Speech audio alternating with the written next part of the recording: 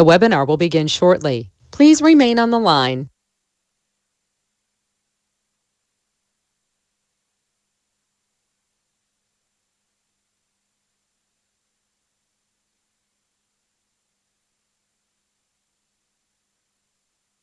The broadcast is now starting. All attendees are in listen-only mode. Hello, everyone. Thanks for joining today's media briefing with Cody Rhodes. Just a few quick items before we get started. Please make sure your phone is unmuted. This will allow us to open your line to ask a question. So if you'd like to ask a question, please unmute your microphones now. Once you've asked your question, we will mute your line to avoid any background noise during the response. To indicate that you'd like to ask a question, please click the hand icon on the GoTo dashboard. You can also type in a question anytime in the question section on the dashboard, and we will make every attempt to include your question. Please note that there will be no live streaming or broadcasting of this call being permitted. We will share an audio recording of the session afterwards. I will now turn the call over to our moderator. Thanks, Robin. Hi, everyone. This Wednesday night, AEW returns to Daly's Place in Jacksonville for the first time since going back on the road. The card on Wednesday night is stacked for AEW Dynamite Homecoming, including the highly anticipated match between Cody Rhodes and Malachi Black. With us today to discuss AEW Dynamite Homecoming is Executive Vice President Cody Rhodes. So without further ado, we're going to turn the call over to Cody for some opening remarks, and then we'll open the lines for your questions. Cody? Hello. As always, it's great to be with you on these calls. It really has been quite a year, and being on the road for shows for the last month has been wonderful. We are really enlivened as a company to come back to Jacksonville for the homecoming edition of Dynamite. Before we jump into any questions, I just want to go ahead and preface, I know that there are many rumors and speculations floating around. I won't be commenting on any of that, so please don't waste your question by asking about rumors. With that said, I'm excited to get started. Let's bring on the questions. Thank you all. Okay, so here we're going to do this as we normally do. Thanks, Cody. I'm going to call on Louis Dangor from Gimme Sport, and I would like to have Stephanie Francone from Steel Chair ready to go next. Louis, you're up. Hi, Cody. How are you? I'm wonderful. I'm good. How are you? Very good, thank you. I wanted to ask, obviously, Malachi Black's arrival in AEW was a lot sooner than people would have anticipated, given his, I know he's spoken now about his 30 days instead of his 90 days as it should have been. Can you speak about you, I guess, finding out that he could come in earlier than I'm sure you guys would have anticipated as well? And then any potential plans that I guess had to be changed considering he was able to come in sooner than anticipated? Well, from my understanding, no plans have been changed. Whenever there's a free agent of that caliber, male or female, you have to jump on it, and that's not an area where I was the one who contacted or facilitated it. This is the same guy who kicked me square in the jaw on his very first night to make a statement. Tony Khan is responsible for bringing in Tommy End or Malachi Black, whatever he'd like to go by. But no plans were changed. If anything, we were presented with something incredibly special. Dynamite is the heart and soul of the company and what we do. And being able to put these matches on television, this is huge. Today I just watched Jason Isbell and various other celebrities, Paul Walter Hauser, comment on who they think is going to win. That's so special because this is about our weekly television show, and it is not the classic old school, let's save it for the pay-per-view, let's stretch it out when really we only do 4 pay-per-views a year. Again, TV is where our bread is buttered, and this is a massive match for Homecoming. In addition to that, it's a massive card. So him not having the traditional 90 days, but having 30 days really worked in our favor. But again, we'll all find out together, everyone on this call and myself, if the magic is there and if the passion is there, because as AEW fans can attest, you can tell right away with a free agent, with someone new coming in. It's all about the passion. Great question. Thanks, Louis. Okay, Stephanie Francombe is going to be next, and following Stephanie will be Michael Shalik from SE Scoops. Steph, you're up. Hi, Cody. How are you today? I feel like you're always the second question is called, so and I've gotten used to it, and I love it. I'm very good. I hope you are well. It's magic. It's magic. I don't know, but thank you for this call once again. It's always a pleasure to talk to you. And Malachi Black recently he mentioned the fact that Jake the Snake Roberts, who was also on the AEW roster, was a big influence for him when it comes to promos and the promo work and also the attitude. When you think about Jake, because you know him very well, do you see a lot of Jake the Snake Roberts in this character that Malachi Black is? Thank you. Well, that's a great question. I think I don't want to really say heel or babyface in this setting, but everyone who has that layer of mysteriousness to them, every wrestler, they do have a little bit of Jake Roberts in them, and they're probably actively trying to have more because he was so good at translating a story and also presented himself so differently from the other wrestlers of his time. I'm actually, this is the first time I'm hearing it, that there's a connection there with the two, and I'm glad to hear it, because people like Jake Roberts, luminaries like Jake Roberts and Arn Anderson and Tully Blanchard, et cetera, to have them backstage at All Elite Wrestling is like having the book right at your disposal on how to be successful in wrestling. And you'd be surprised at how many of us young yahoos argue back and forth on how we should do things when they're sitting right there. Guys who have made, no hyperbole with the statement, millions of dollars, and they're contributing now. Jim Ross is another example.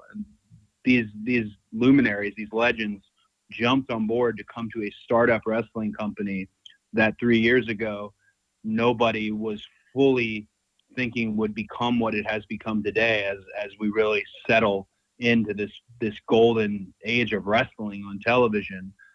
So that's good to hear that Jake is inspiring to talent still, and he will continue to do so. I'd personally like to thank Jake because I teach a developmental class.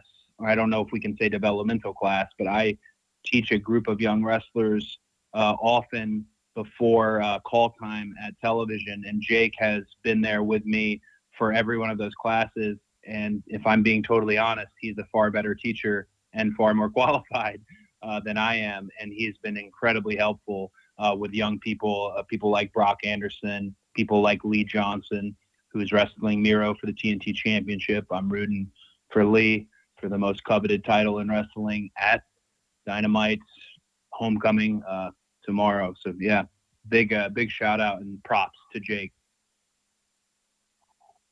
Thanks, Cody, and thanks, Steph. Michael Shalik from SE Scoops is next, and on the on-deck circle is Stephanie Chase from Digital Sky. Excuse me. Without further ado, let's go with Michael, and I'll get the name right here in a minute. Michael? Hey, Cody. I hope fatherhood is treating you well. Oh, thank you so much. It really is. It's like all the things people tell you, but you don't believe, and then it's its own magical thing that I can't even describe. I'm a very I'm a pro wrestler, so a lot of what I've done my whole life is very self-serving. The moment I saw her, I could care less about about me, and it became about what I can do for her. And that's just so special. She's 9 pounds and 5 ounces now, and she's growing and making squeaky noises, and just is the most beautiful thing on earth. She looks exactly like her mother. That's great. I'm a new father myself, so I can relate. Yay. So the free agent market right now is booming. So granted, you can't sign everybody. Even with AEW's expanding programming schedule, there's only so many spots on the roster. There's only so much room on the budget. That said, there's certain performers out there where if you're available, it's almost like, how do you not get this person if they're out there? So my question, without speaking about anybody specifically, what is AEW's current appetite for talent acquisition? And is there room to sign 5 more people, or are we pretty much at capacity right now? Well, that's a great question. I think I tell a lot of my peers in wrestling and people who use me as a sounding board and I use as a sounding board. I always tell them you can't wish away good talent, especially when you get in a groove as a talent yourself. And it's not unlike the world that Tony comes from already, the world of the NFL and football in the UK. If there's a free agent out there that can move the needle and be something significant for us, I personally, I'm not saying this from the company perspective, personally, I think you have to go after them. And does that change the landscape of the show and the roster? For sure. But that is one of the areas where, as much as things can get personal, it is business. And no one is immune from that. We're doing wonderful. We have added Rampage coming up on the schedule, of course, and I'm so excited about. I am getting ready to go into a season of the second season of Go Big Show. Road to the Top will be attached to Dynamite. I mean, there's a lot of AEW programming. So room has opened up, but to your point, it's not incredibly that much more room. I don't know the specifics of 5 or 6 or 7 or 3 or whatever. I don't know the number, but if you're asking me, the executive vice president of the company, one of the executive vice presidents, I say the more the merrier. And I also would say it's very fulfilling for me personally as a wrestler, and I hope the Bucks and Kenny feel this way as well. It's very fulfilling to know that 3 years ago, not a lot of people believed in the revolution. The fans believed in it, and that's why it existed. But not a lot of people believed in it, and they weren't comfortable, perhaps, with it. And we set this table, and now new people can eat. And Tony, of course, is at the head of all of that. But that, to me, I have no bitterness in my heart over that. That makes me feel wonderful about a legacy in the professional wrestling industry. The table has been set. New talent can eat. Young talent can eat. And that's great, because I grew up with the wrestling business being the backbone of my family. To be able to leave it better than I found it certainly means a lot. A lot of room to grow, though. A lot of room to grow. Great question. Thanks, Michael. Okay, Stephanie Chase from Digital Spy is next, and following Stephanie will be Chris Mueller from Bleacher Report. So, Steph, you're up. Hi, Cody. Thanks for taking the time to talk to me today. Well, thank you for taking the time to listen to me very much. Thank you. With AEW back on the road now, I was wondering, we saw the show last week. You announced a show for Chicago that's only just a few weeks away. How much has AEW got an idea of their live touring schedule for the rest of the year, all being well with the pandemic? And how close are we to a show in the UK, which people over here want so much, and shows in the West Coast as well, and Canada? How much of that have you guys plotted out, or at least as much as you can with what's going on? Well, domestically, Raphael and Chris Harrington the EVPs and Tony Khan, we do have a good layout of where we'd like to go. We also had a lot of shows that would be makeup shows that have now been scheduled and locked in because of the global pandemic and everything that happened to all of us.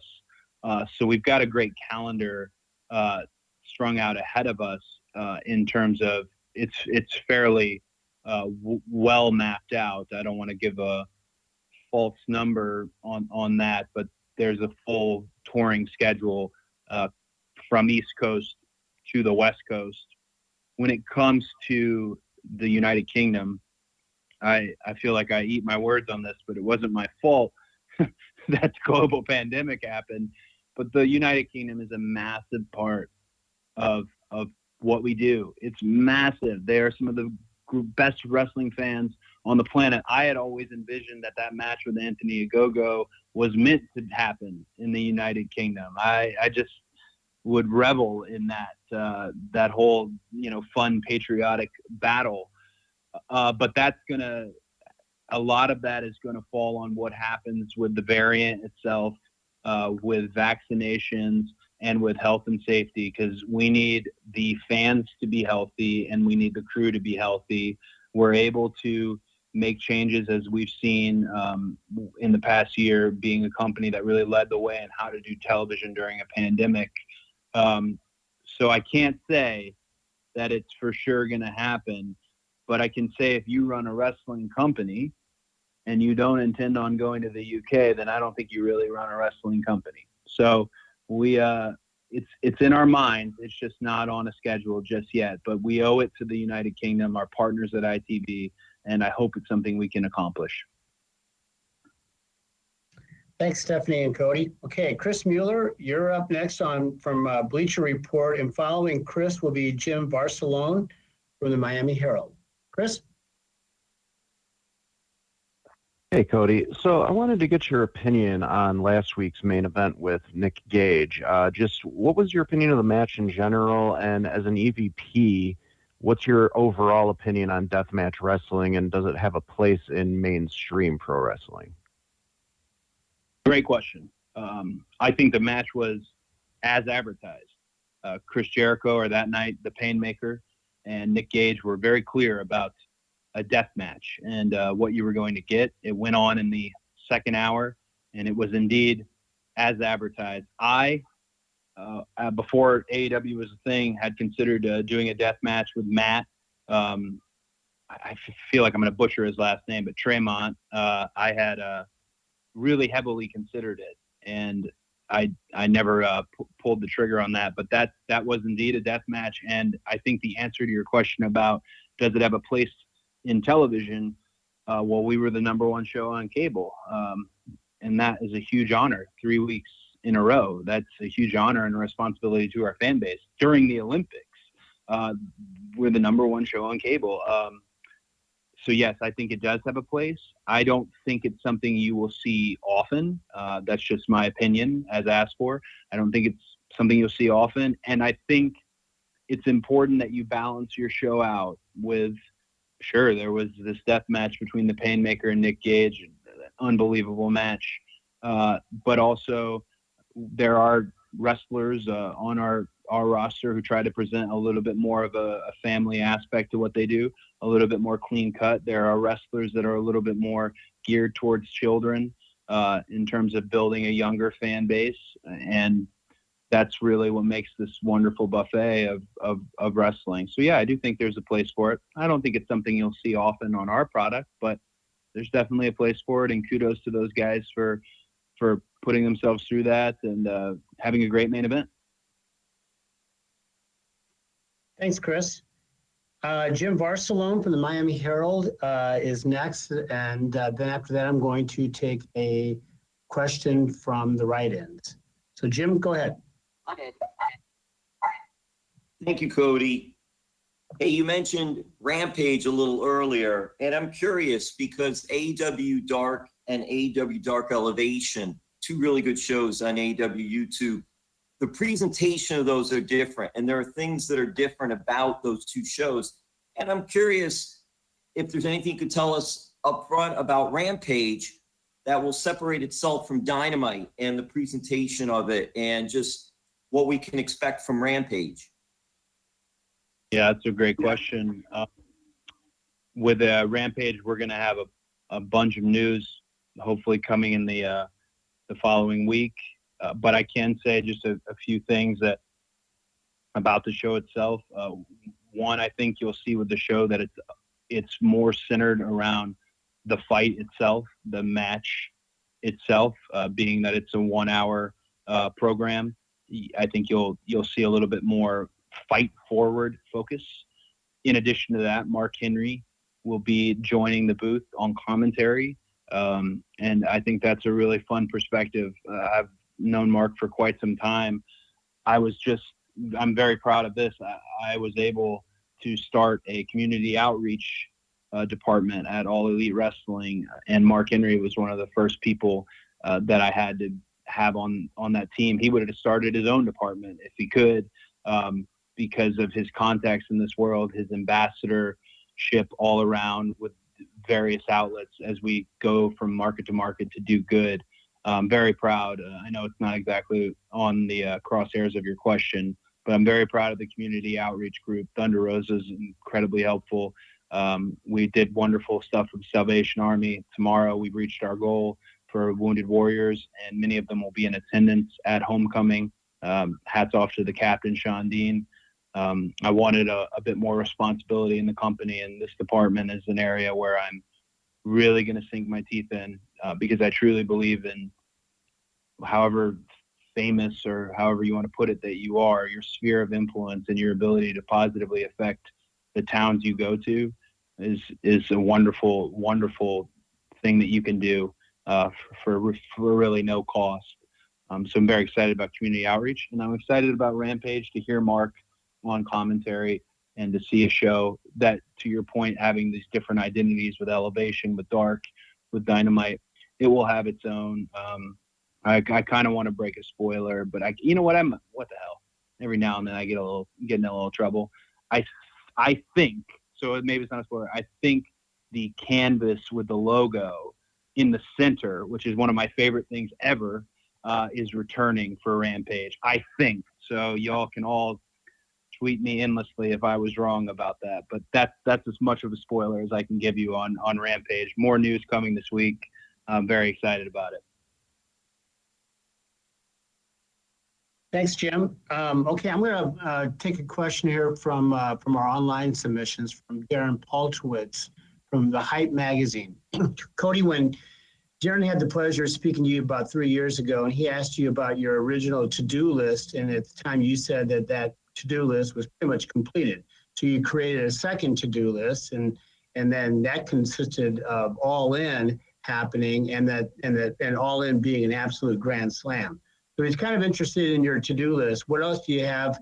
What else do you and AEW have, after everything you've accomplished over the past few years, what else is left to do on your to-do list? That is a loaded question. My goals in wrestling have changed so much. When I first got into wrestling, I just wanted to win the title that they had taken away from my dad in Madison Square Garden. And then time just zoomed forward, and the goals presented to me then were astronomical. To be part of the Elite with Matt, Nick, and Kenny and Hangman, and then to have Chris Jericho and John Moxley and Tony actually provide the biggest burst of life in 2 decades for wrestling. Gosh, I almost would feel foolish making new goals for wrestling, because so much has been done with this team we have. It's definitely been a team effort. So much has been done. This is going to be maybe a sappy answer.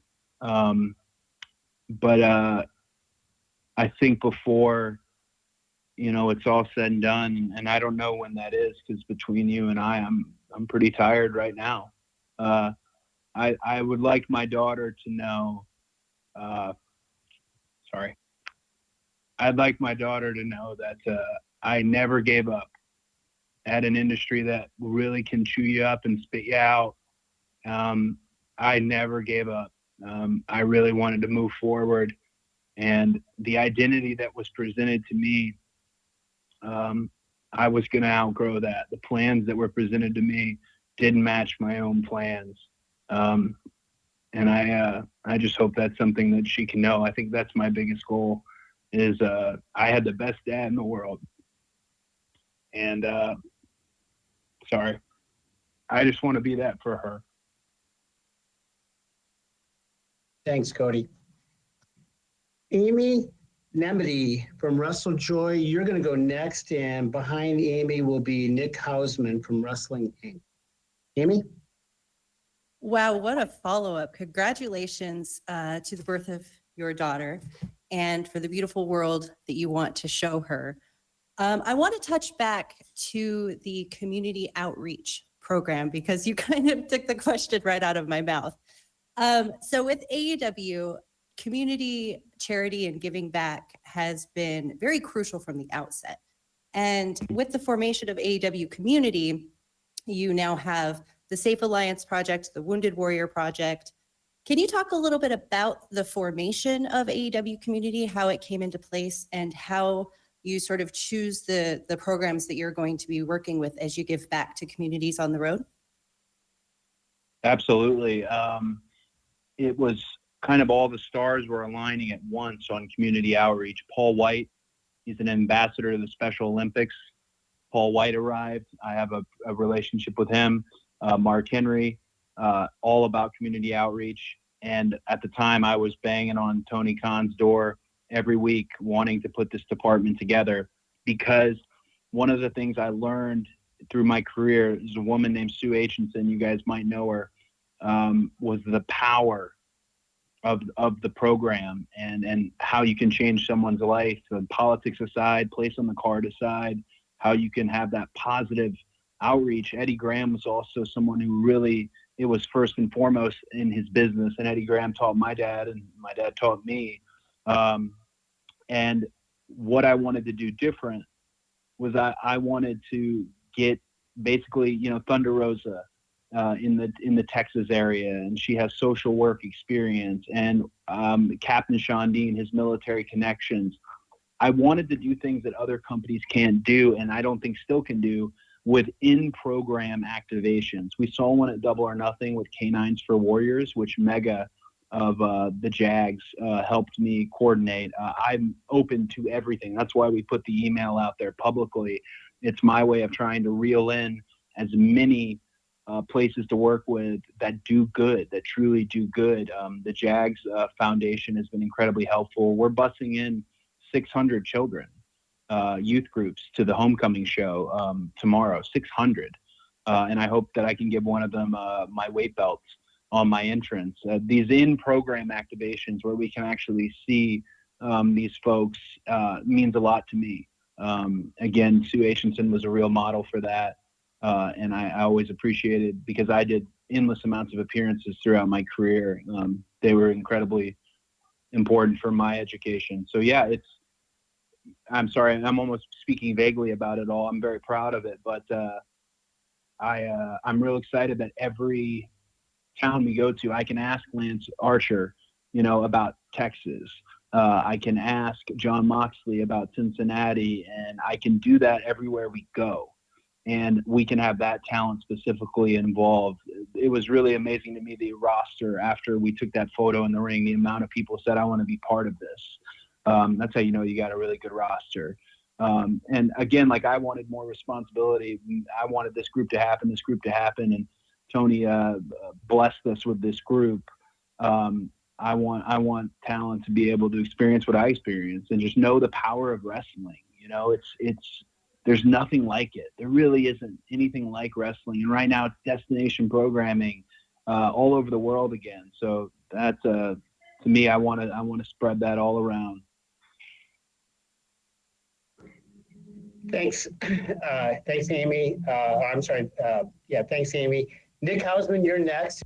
Unmuted. Connor Casey from Comic Book. Nick? Hi, thank you so much for taking the time today, Cody. Cody, can you hear me? Hello? I can hear you loud and Okay, wonderful. Hi, Cody. Thank you so much for taking the time. No, thank you. So I wanted to ask about somebody that I haven't quite heard rumors about yet, but obviously was really jarring. What's your reaction when you see a Bray Wyatt is all of a sudden available on the market? And I mean, do you see a space for him at AEW?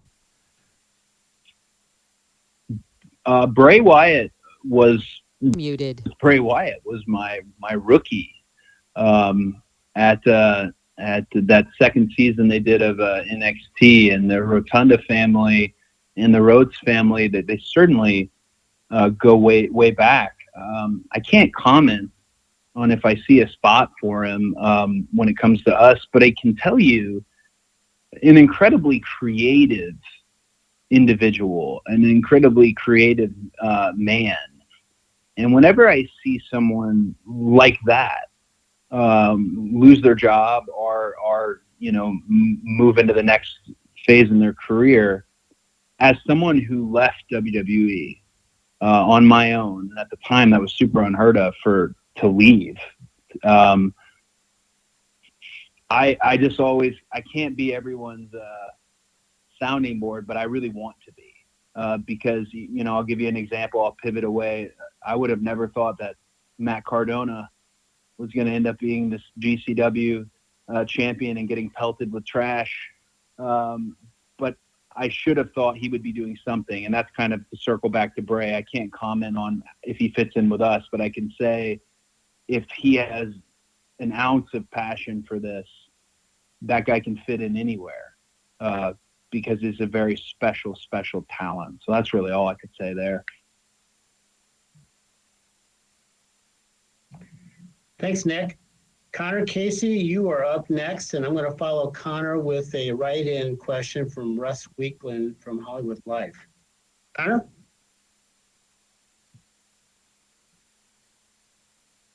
Oh, there we go. Hey, Cody, thanks for doing this today. Wanted to ask about the United Center. You guys sold out Rampage really quickly. Is that going to be a consistent location for you guys when it comes to Dynamite, Rampage, and the pay-per-views? Or is All Out going to still consistently be held at the Now Arena going forward? That's a great question. I know for Tony Khan, it was a childhood dream to run the United Center and to sell it out instantly. I think we can call it an instant sellout. Which makes me, that's just wild to say out loud. With that in mind, I don't really think it's about the United Center, Now Arena, or even Wintrust Arena that was such a loud and rambunctious crowd for Revolution. I think Chicago itself will always be a destination for All Elite Wrestling. Chicago is a really unique wrestling town, and it's a wonderful city. People like to travel there. For me, I don't think I've ever worked in the United Center. I don't think I've ever wrestled in the United Center. I really don't. I can't wait to see the vibe there because obviously my heart probably personally sits with the Now Arena because there's a plaque on the side of the building with my face on it from when we were able to do All In. You can't go wrong. Wrestling in Chicago, so that will be the destination for AEW. Chicago's always going to be part of our footprint. It's also really exciting to see young wrestlers. We have such a young roster. Look at Top Flight. Look at those kids. For them to be able to wrestle in a city like that, on an event like that, really just it's eye-opening and educational as a wrestler. So I don't have a favorite building, my friend. I'm excited about the United Center.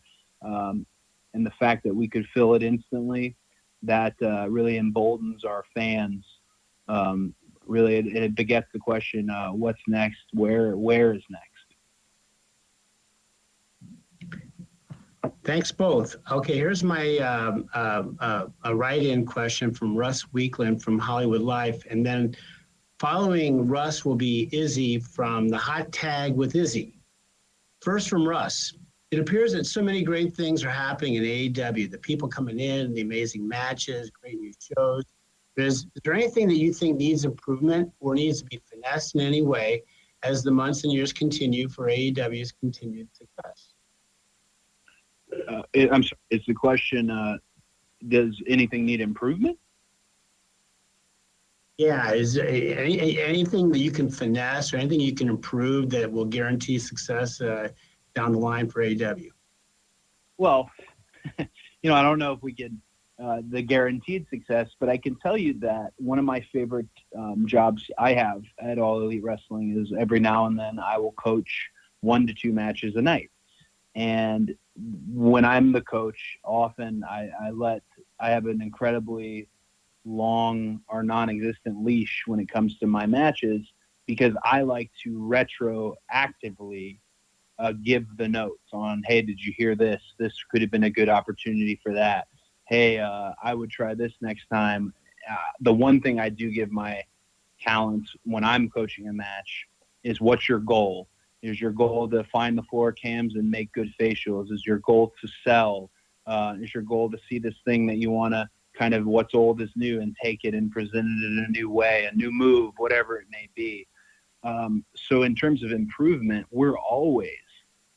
I'm always hoping that the talent that I have that night are wanting to improve, and so are all the other coaches. Jerry Lynn is a prime example of, you could go out there and tear the roof down.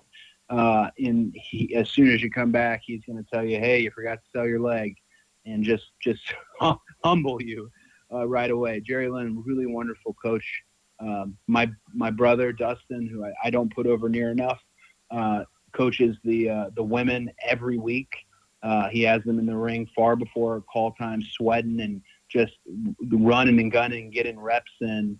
So yeah, since we don't have a live event schedule, since it's TV to TV, it's very important that all the coaches have that mindset of improvement. Tony already has that mindset of, how can I improve upon the show last week? And he has great sounding boards. He has the Bucks. He has Kenny. He has myself. He has Jim Ross, Tony Schiavone, people in post-production. Can we improve the production? Kevin Sullivan doing a wonderful job.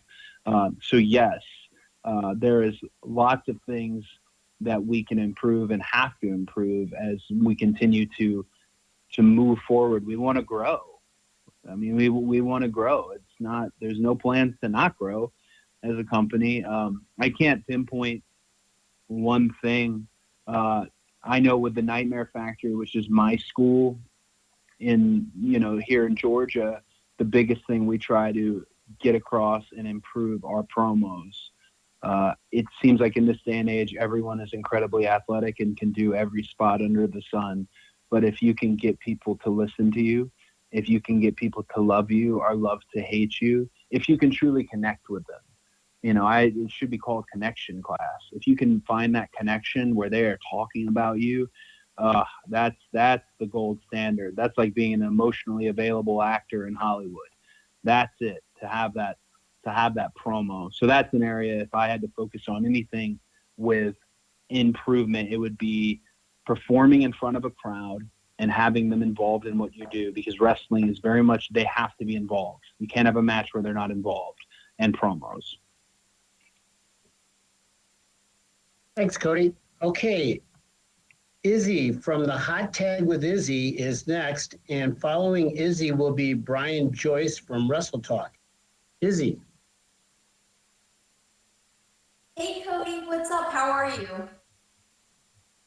I am good. I see you've been training lately, which it means you've got the bug, and that you're not gonna be able to shake it. So make sure you train safely. Don't do anything stupid. Don't do anything you've never tried before. Just keep at it. It's a wonderful, wonderful business to grow up in. So hey, best of luck. You're always welcome to come to the school too. If you want to. I don't know. It's kind of weird for us to have this conversation on the call. But anyways, what's your question? Well, first off, thank you so much. Whenever you guys have an available time, I would love to come up to the Nightmare Factory. It would be an absolute honor But my question to you is, your match against Malachi Black is literally the classic good versus evil, a lot like Darth Vader and Luke Skywalker. In these type of stories, the bad guy is always trying to bring the good guy to the bad side. So how do you maintain who you are personally as that hero of AEW and as a competitor in the ring and not tap into the dark side that Malachi Black is trying to bring you into? Oof, those were very lofty good versus evil comparisons. I'm probably going to take the question a little bit different way than you think, but I hear how the crowds currently are reacting. I'm not going to go against that wave in terms of being excited about someone being able to run free in a Mustang with no saddle like a Malachi Black. I encourage that for fans, but I won't sacrifice who I am as a wrestler. I'm not going to do some knee-jerk heel turn. There's not a heel bone left in my body. There's not. I did it for 10 years, guys. And it's just, I like hearing, believe it or not, even when it's against me, it's unique to hear someone be received so well. I felt very similarly when Brody had debuted in terms of the reactions he was getting and that excitement and that energy. When it comes to this match, this thing is just so up in the air for what it could be, and it's a massive match for Dynamite, and just a massive match for the company. I really am looking forward to it. I love the fans from all over the world, of course, but I love the fans in Jacksonville. No disrespect to Daly's Place, the gas station. I feel like we should name that place the AEW Amphitheater because it's really been home to us. So I'm looking forward to what happens and how it sounds and how it feels. Again, I always like to be incredibly self-aware, so it's important. Tomorrow's, I don't know if you guys can tell on this call, tomorrow's a really big day for the company and for me, and I honestly, I'm looking forward to the match. You mentioned Darth Vader and Luke Skywalker, and there's a lot of fans who thought Luke was a whiny farm boy and thought Darth Vader was the coolest thing on earth. I'm a Luke guy. Hopefully there's some Luke guys in the crowd, and I'm sure there'll be some Darth Vader people in the crowd. That's great. You pay your money to sit in the seats. You can do whatever you want to do. And I've had some really wonderful advice from an extremely polarizing babyface in our industry that has kind of helped me through this current time. And without divulging too much of that, one of the best things was I have to stay true to who I am. I really do. And that I look forward to doing. Thanks, Izzy. Next is Brian Joyce from Russell Talk, and Brian will be followed by Sean Ross Sapp from Fightful. Brian?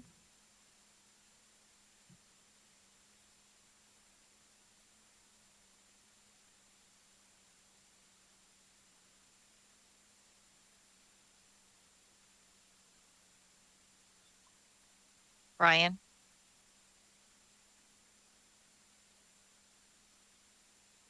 Okay, we seem to be having an issue with Brian's audio. Can we try Sean Ross Sapp from Fightful, and maybe we'll try Brian next? Is that doable? Yep, Hey, Sean, Cody. you're on. Hey, Cody, thanks for taking the time. You guys have had such massive success in the Chicago market as well as others. And when you see these sellouts over the course of a few minutes, that has to lead you all to think that you could probably sell out 30, 40,000 seat venues. Has there been discussion about that? And where do you stand on that? Is that a possibility for 2022? Well, the idea of a stadium show, earlier in the call, someone asked me about future goals. I think that would be a really big goal for me. And it would, of course, I hope be a goal for AEW. I'm just speaking from my behalf, to run an actual stadium show, which to a degree we're doing with Arthur Ashe, which is unreal. The tickets on Arthur Ashe in such a great building. There's not a bad seat in the house. So yeah, we're at the point now where, well, could we, and what would we put on, and what would we call it, and all those things. I think it's something, I can't say it's formally been discussed, but we're all thinking it. I know of a few places that I always thought would be great for a stadium show that haven't been touched on. Again, this is just me. I am declaring, this is just me saying it, but Miller Park is a really unique venue that sits somewhere between a massive stadium show and a little bit more of an intimate vibe. That would be something I'm interested in, but again, I can't speak for the whole company as far as where we're looking and what we have laid out in terms of those things. But yeah, it would be wonderful, really would be wonderful to do a stadium show, which we are doing with Arthur Ashe, but to do another large one, because those become destinations. All the shows that happen, the independent shows that join up with it, the cons that become part of it. It almost feels like a natural extension of the original All In, which was such a Woodstock for wrestling, would be a big stadium show. No plans currently, but definitely that's a personal goal for me. I think that'd be wonderful to really show, my gosh, these crazy wrestlers are right about this revolution and the fans like it. Thanks very much. Let's try Brian Joyce again from Wrestle Talk. Brian, you there?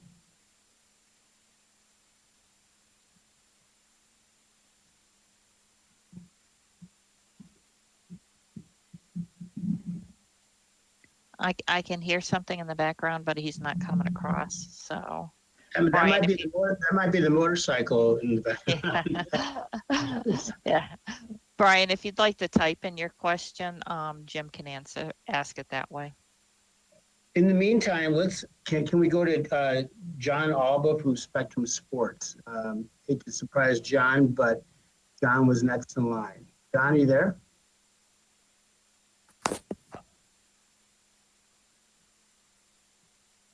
I'm always ready to roll, guys. I appreciate that. Cody, thank you for the time today. You briefly touched on it before, but I'd like to know more about AEW's current evaluation of vaccine status and mask wearing. The CDC made a recommendation last week that people running indoor venues, people attending those kinds of events, whether they're vaccinated or not, should be masking up. Has AEW taken an official stance on that? And is there any concern over how that may impact future events like All Out? Great question. We're always going to go off of the state mandates. We're not going to try and break any rules or any laws. The health and safety of our talent, staff, and fans, it's the highest priority. While there's not a mask mandate in the state of Florida for tomorrow's homecoming show, but we do encourage our fans to wear masks if that's what would make them feel comfortable. That's from the AEW side of things. Me personally, again, declaring this personally, I would really hope that everyone out there just does their part with COVID and the variant to get themselves vaccinated. This illness affects old people. It affects young infants. And I think people should, this again personally, should get vaccinated. If they're one of these wild people who thinks they're going to be filled with nano machines, well, the Solid Snake is going to save us anyways. So that's a Metal Gear Solid reference. Hopefully some people get it. Izzy absolutely is not going to get it.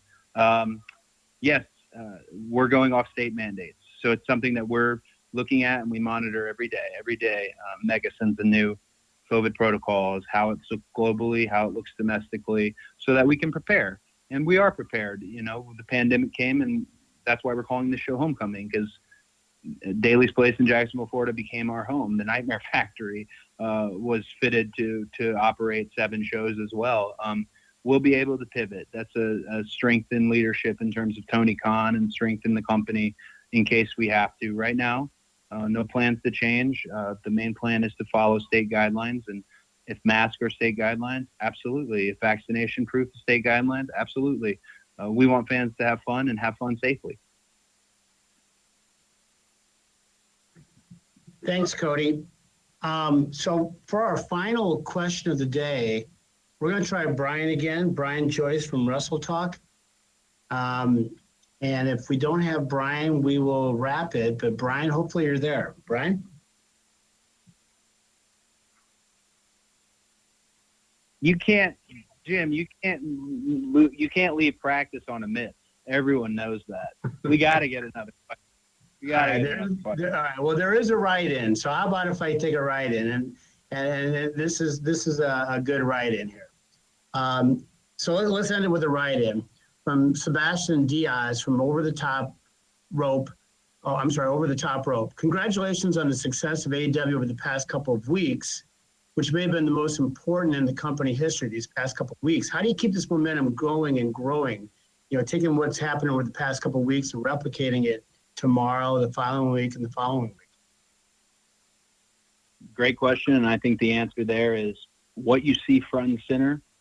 As much as it's the focus and the priority of the show, what's in the ring, what's very important to keeping the momentum happening is what is happening with the younger talent that's developing not in the ring at that moment, building new stars. It's something we hear in wrestling all the time, building new stars and how it wasn't possible and you can't do it. And I would completely disagree. Take a look at Darby Allin. Really look at them. There are kids at every crowd. That's one thing I do at these shows. I count the shirts I see in the front row. I see the kids with the face paint on. That's huge to put your hat on as a company, is building your next golden circle. We know who the golden circle of the company is right now. Their faces are on all the billboards. They're all the action figures, all that thing, but that will change. And this is a company that will not make the mistakes where we hang on too long. When it's time to change, it's time to change. And developing young talent is crucial. That's why I love Dark and love Elevation so much, to see those challenges and things done right, mistakes made, all that good stuff. Yeah, developing new stars. That's it. That's the resource for wrestling as wrestlers. So we have to make more. Okay, we're going to end on that note then. Thank you, Cody. And Brian, we hope to get you back on the next time when you do one of these. To everybody on the line, many thanks on behalf of Cody Rhodes and just everybody, Tony Khan and everybody at All Elite Wrestling. Per our custom, we're going to be distributing an audio recording here shortly. And again, we thank you. We never take for granted your interest and a real commitment to the industry and certainly everything that AEW has to offer. So thank you very much for that. We're going to wrap it up and we'll see you next time we do this. Thank you, guys. Thank you.